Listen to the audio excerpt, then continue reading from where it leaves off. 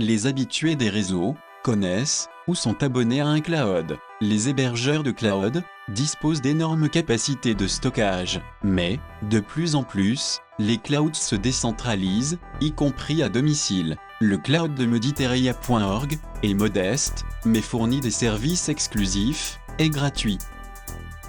Le cloud de base est un volume de stockage, accessible par le réseau, qui contient différentes sortes de données, data, vidéos, musique, photos, documents ou informations. Certains ne sont que des bases numériques, à la disposition des abonnés, qui paient un droit d'accès. C'est le cas des serveurs de vidéos à la demande VOD, comme Netflix ou Apple TV par exemple, et des fournisseurs de ressources de photos, musique et documents en ligne. D'autres sont vraiment des dispositifs de stockage en ligne, où l'utilisateur peut téléverser ou télécharger des documents, depuis ou vers son ordinateur personnel. C'est le cas d'iCloud d'Apple ou OneDrive de Microsoft. Les services de vidéo comme YouTube, Twitch, Facebook, Instagram, Twitter, TikTok dépendent d'énormes bases de données réparties dans le monde entier, appelées data centers. La plupart de ces big data centers sont entre les mains des GAFAM. Ils constituent une source considérable de profit, car avec la vente en ligne, le paiement en ligne, la centralisation des données, quasiment toutes les entreprises et les administrations font appel à ces data centers. Ces machines, qui couvrent parfois des kilomètres carrés, sont totalement énergivores et accélérateurs du réchauffement climatique. Pour l'instant, les applications de connexion ou de synchronisation avec les clouds, ainsi que les applications de traitement des données, sont localisées sur les machines des utilisateurs, qui essaient souvent de disposer localement d'une copie de leurs données. Mais cela ne suffit pas aux partisans d'une gouvernance mondiale entre les mains de quelques oligarques ou banquiers qui, à travers ces clouds, espèrent s'enrichir encore plus et détenir toutes les informations concernant la vie privée, sociale, économique et de santé de tous les habitants du monde. Pour cela, ils mettent en place des systèmes où vous n'êtes plus vraiment propriétaire des logiciels que vous avez installés sur vos machines. Apple, Microsoft, Adobe, avec les applications cloud, sont les précurseurs de ce système où il faut constamment payer pour disposer de l'application. D'après eux, c'est pour éviter le piratage, mais les vrais pirates n'ont aucune difficulté pour casser ces protections, les autres paient ou renoncent à se mettre à jour. Ce n'est qu'un début, la finalité est même que vous n'ayez plus d'application locale, le cloud travaillerait à la place de votre machine, avec les assistants vocaux et l'IA. Vous n'auriez plus besoin d'ordinateur. Vous pourriez suivre sur votre télé le résultat de vos actions transmises au cloud. C'est le télétravail, poussé à son paroxysme. Mais c'est la dépendance totale. En fait, vous n'avez plus rien, et par ce biais, on peut vous déposséder de vos prérogatives de citoyen. Je suis loin de présenter le cloud de Mediterranean.org, mais c'est en partie ce qui m'a motivé de chercher des solutions alternatives avec des moyens limités. Ceci nous conduit tout droit à une société techno-répressive où les internautes seraient des pions qui devraient suivre la parole scientifique ou se taire. Nous en avons l'exemple avec la pseudo-pandémie Covid et les guerres d'Ukraine ou de Palestine. Ils veulent transformer le village global, non donné à Internet, au début par les universitaires, en un média de masse supplémentaire, avec tous les défauts et dangers attenants. Censure, publicité, propagande, c'est avec ça qu'ils veulent créer un monde adouci. Ils disposent de moyens considérables et ont l'appui de la plupart des gouvernants. Seule une prise en main des technologies de la communication, par le plus grand nombre, permettra de faire face à cette coercition médiatique.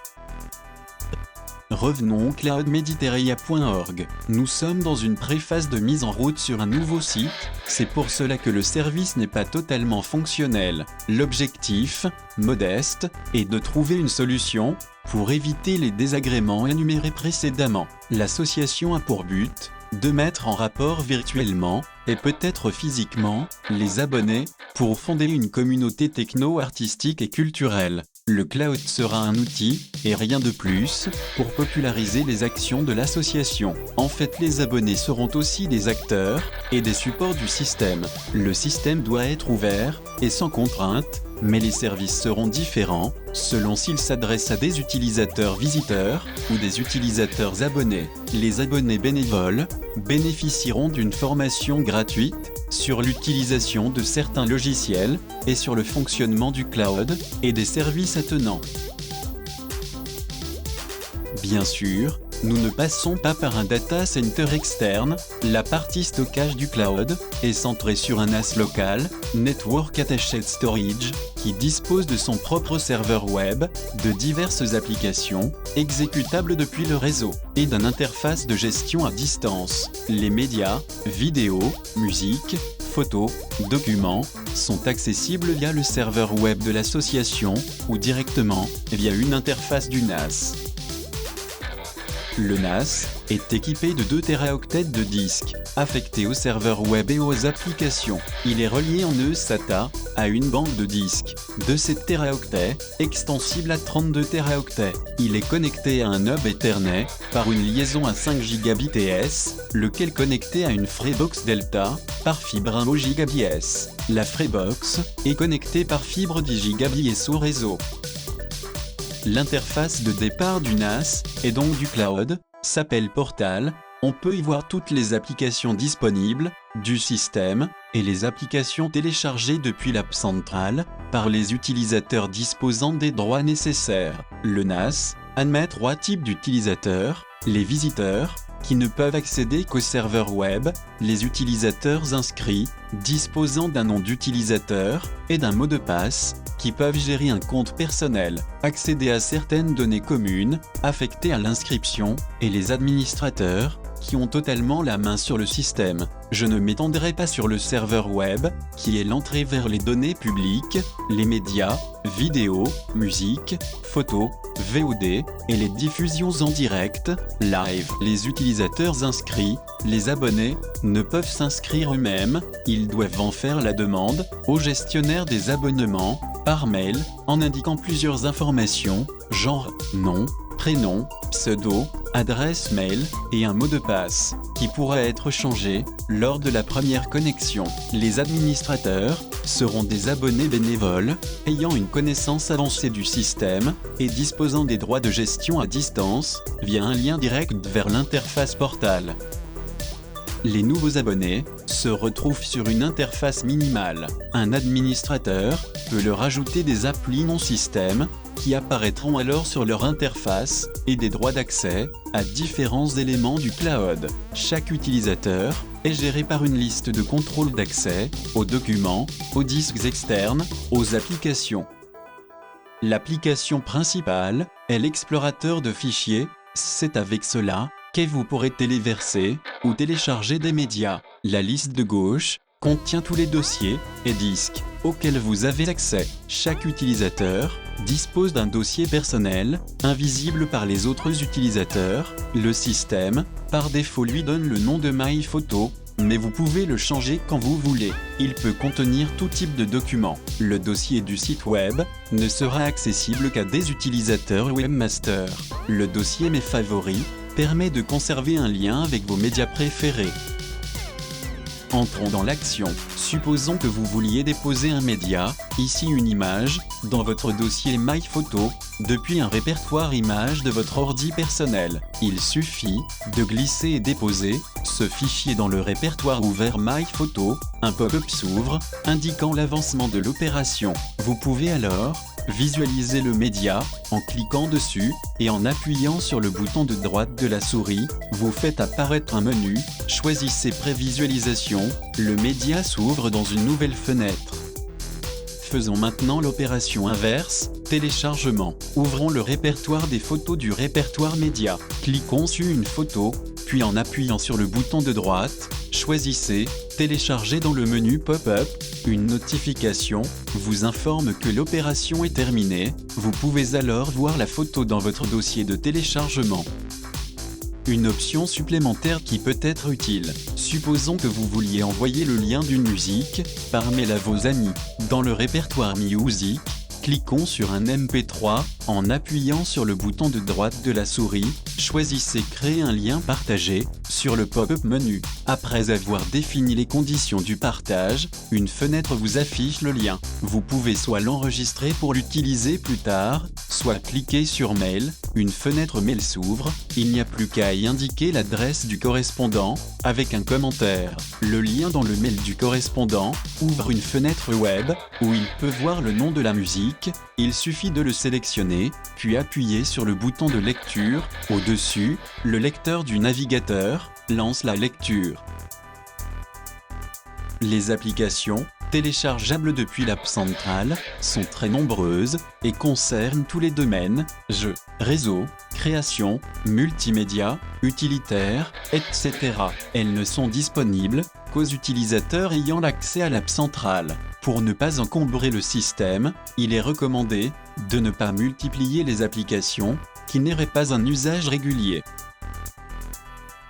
Le cloudmediteria.org sera un outil disponible et gratuit pour les utilisateurs abonnés désirant apporter une contribution créative ou simplement s'exprimer publiquement. Pour cela, il comportera un système de chat diffusé en direct et la possibilité de diffuser un live lancé depuis leur ordi personnel sur un serveur IPTV de l'association ou sur des réseaux comme YouTube, Twitch, TikTok. Voyons comment cela fonctionnera. Le premier service, permanent, est la VOD, vidéo à la demande. Ce sont les médias, à la disposition de tous les internautes, où se regroupent les œuvres et participations des abonnés créateurs, accessibles au public. L'accès est le site web du cloud. La publication se fera en 2 étapes. Le créateur déposera le titre, un commentaire, la vidéo, le domaine, et une image 960 par 440 px dans son répertoire personnel. Un modérateur, après avoir rapidement parcouru la vidéo, la déposera dans le répertoire adéquat. La méthode de consultation est représentée ici, mosaïque et image. En utilisant Skype ou Zoom, envoyé sur un des 6 encodeurs IPTV du cloud, il est possible de diffuser et enregistrer des vidéoconférences. Le médiateur conducteur de la conférence devra être un bénévole, ayant un accès distant à une UC du cloud, disposant du logiciel de conférence et du logiciel de diffusion, qui l'orientera vers un des 6 serveurs encodeurs du cloud, et éventuellement vers un réseau social externe. L'important rôle de ce cloud sera de prendre en charge plusieurs flux d'entrée et de les diffuser en temps réel sur plusieurs canaux. Les flux d'entrée seront des directs de plusieurs utilisateurs abonnés, jusqu'à 6 simultanément, disposant du logiciel gratuit OBS et d'un périphérique de capture audio-vidéo. L'adresse d'un serveur de type RTMP leur sera fournie pour configurer leur streaming. Ceux-ci seront redirigés vers les serveurs encodeurs IPTV du cloud pour une diffusion directe IPTV ou vers des médias sociaux. Le live de l'utilisateur ne pourra être lancé que lorsqu'un Media Master aura effectué tous les réglages et les connexions. Les 6 canaux IPTV seront toujours à la même adresse IP, il faudra donc essayer de définir un usage particulier pour chacun d'eux, afin que les internautes sachent quelle chaîne prendre. Ces chaînes de diffusion en direct ne seront suivies que par des internautes, motivés par les sujets abordés et ayant l'adresse de connexion. Toutefois, elles seront totalement publiques. Il faudra donc respecter un minimum de règles. La lecture sur smartphone se fera avec un logiciel comme GSE Smart IPTV, gratuit, ou VLC Media Player, gratuit. Composition matérielle du cloud. En fait, il y a 2 parties séparées mais connectées ensemble. La partie cloud stockage réseau est autonome, elle reçoit la connexion fibre 10 gigaoctets et une connexion mobile 5G. Elle est donc composée de 3 éléments. Le brassage Ethernet, le NAS et les disques associés, qui constituent la base de données des médias et des ressources communes. C'est aussi là que se trouve le serveur web du cloud. La partie UC Streaming, composée de 3 ordinateurs, type Mac mini, les 6 serveurs encodeurs, visualisation, mélangeur vidéo, commutation HDMI, enregistreur HDMI. Elle contient, d'un côté le matériel et les logiciels, pour le chat et la rediffusion, et d'un autre côté, une régie de production qui servira, pour des directs depuis le local technique, qui est aussi le siège social de l'association Mediterranean.org. Une UC héberge le site web de l'association. Toutes les opérations concernant le dépôt de médias, la mise à jour des sites web, la gestion du chat et des rediffusions, peut se faire à distance, via les interfaces d'administration et de contrôle des différentes composantes. Il y aura donc deux catégories d'interventions distantes.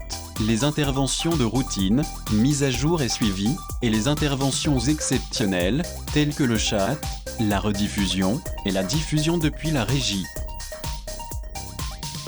Actuellement, les deux parties du cloud sont réunies dans une même baie. En version définitive, il y en aura deux, comme décrit précédemment. Le changement sera déterminé par l'addition de 25 Teraoctets de disques supplémentaires. Sur le rendu 3D de la régie actuelle, on peut voir trois baies, qui sont le cloud, et les matériels vidéo à gauche, la station audio au centre, et le poste de commande des éclairages, à droite. Photographes, musiciens, vidéastes, graphistes, auteurs, informaticiens amateurs, le cloud est à votre disposition. C'est un lieu de rencontre, d'échange, d'initiative et de projets communs. En aucun cas, il faudra chercher à travers le cloud un moyen de financer des prestations. L'association Mediterranean.org est une association sans but lucratif, à but créatif, social et culturel, au-dessus de toute différenciation, intellectuelle ou sociale. L'association intègre déjà des bénévoles bien armés en technologie numérique, montage vidéo, composition musicale, graphisme, prise de vue, reportage vidéo, réseau, régisseur audio, réalisateur vidéo. Moi-même, je suis retraité et ancien chef de projet multimédia. Vous pouvez me contacter à l'adresse indiquée dans le commentaire. Et si vous êtes intéressé par le projet, quelles que soient vos connaissances, vous êtes les bienvenus.